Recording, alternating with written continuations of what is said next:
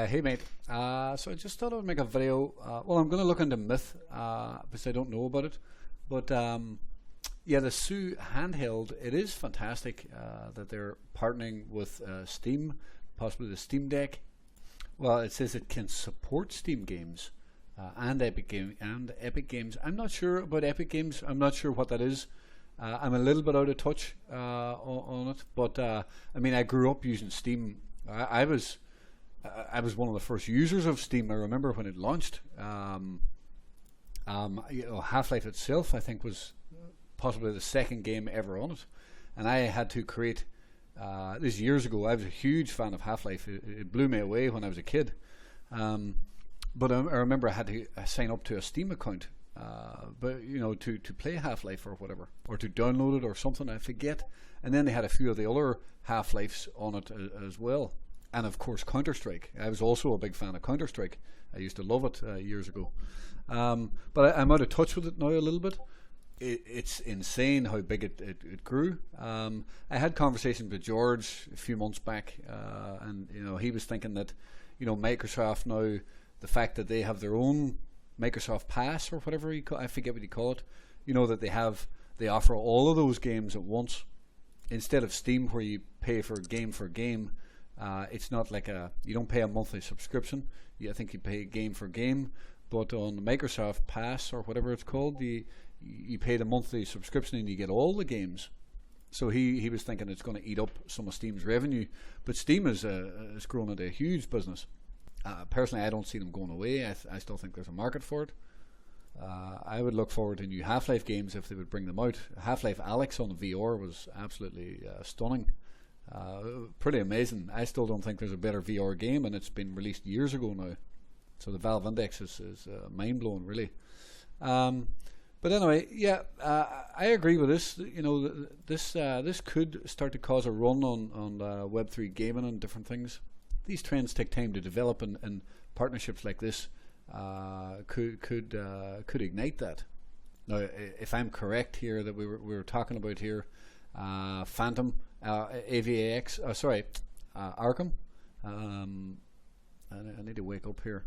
Like if Arkham and Pendle actually make moves, you can see the moves they've done after this. It's the initial structure after the base, and we've done that here with Arkham as well. So if we can get that trend, like this is an amazing buy on Arkham, if that's correct. So if I'm correct on that, it's all of these other trends like the smaller gaming coins and different things. I suppose NFTs and stuff, but NFTs get frothy at the top. For example, all the shitter stuff, if we want to put it bluntly, kind of get better and more frothy as the trends develop. These trends are not even well. I mean, we are in the third inning. I mean, if this is the first wave pullback, the third wave is your longest in theory. Like wave 1, wave 2, wave 3, wave 4, and wave 5, something like that. We could be just starting wave 3 here. If that is starting wave 3 here, well, this is a great place to be starting to accumulate. And if that is the case, then back to our topic on Web3 games and different things, they will ignite as more money comes into the market, and of course getting in early where it captures the biggest gains. But the trends won't be as clear or develop until a lot of the other market has ran a bit more and there's more profits to go around. But anyway, just some thoughts. I do think we're onto something on it. Like I think those other coins, Arkham and stuff, are going to run. I hope so. The market is a funny place, but to me they look very good. And then all this other stuff can play out. Myth. So I think we could be onto something if it goes. I don't know anything about this. I do like the chart setup already. It's back down here to the double bottom. That's interesting. It gets scary to buy back down to double bottom, but that's what trading is. It actually pierced below it here. Look at the stop hunt right there. This is also forming those pressure cookers. So if this does develop, and it, the thing is, if it does this for a longer period of time, you have to start thinking, why is this not broke down? I mean, you already have to thinking that. Why is this not breaking down? And that is the mindset I try and have Well, if it's, why is it not breaking down? If it's not breaking down, it has to break up. And at this point, you kind of have to watch that and think that with that process until it gets to break point. And when it gets to break point, if you're not already in it, well, you would need to watch for that break point and understand the psychology of the market. If it's not breaking down, then it's going to break up, and then you see some signal here, and you want to get on board and get ready for this to actually have that real breakout. But by understanding that psychology through the pattern and watching it carefully, diligently, and just obviously keeping an eye on Bitcoin and the overall trend.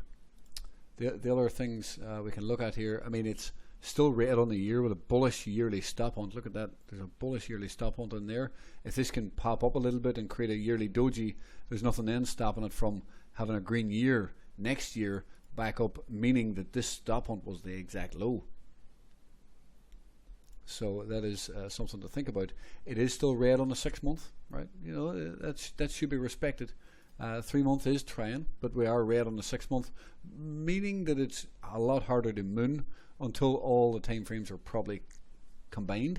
Now, it doesn't stop it from mooning. Of course, it could moon from here, but if all the time frames are kind of combined, if it's green on the year and green on the 6 month, green on the 3 month, and all that sort of stuff, it kind of makes it a little bit easier to moon. At this point, it is fighting this red 6 month candle because the drop was so steep. But we are starting to see developments. Bullish stop hunt, green candles, green on a monthly, green on a 3 month. These are early developments of a potential reversal.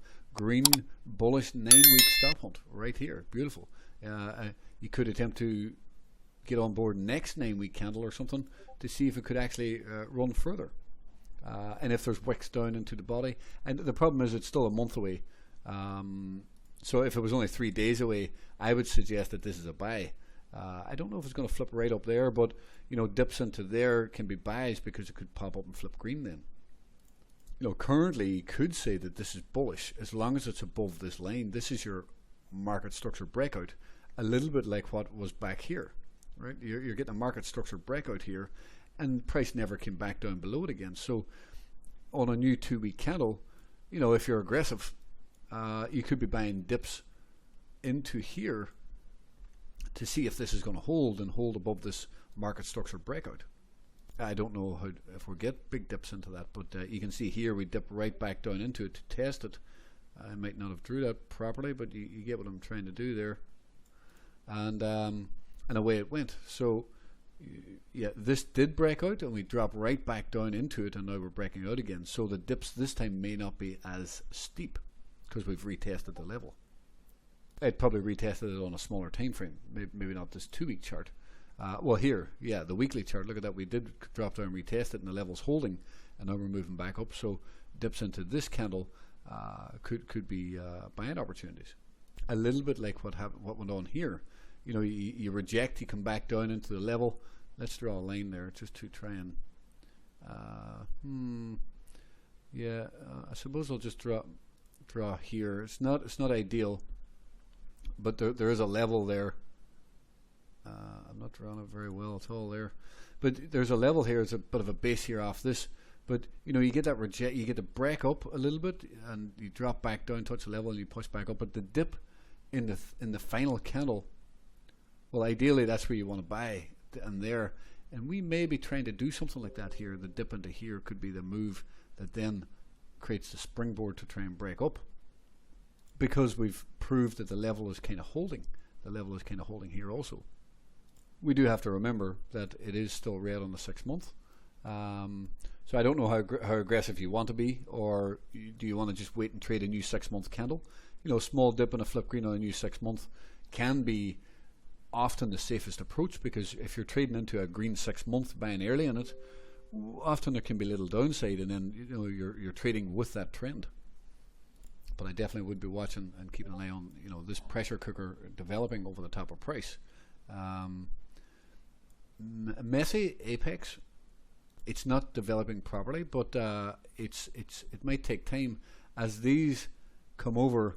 Like say these come over into price, this could move to here and support price for a while, and the apex could kind of develop and improve a little better well, it doesn't need to improve, but I'm just saying it's a possibility trending into the end of the year, you know, before the new year, and creating a better pattern.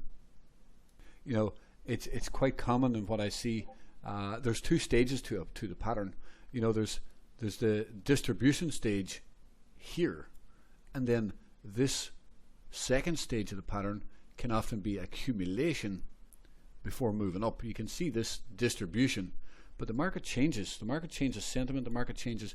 Like you can see here, after the stop hunt. Sorry, not this one. This one here. After the stop hunt here, well, the structure of the market has changed. Look at the difference in this and the difference in this, and look back here.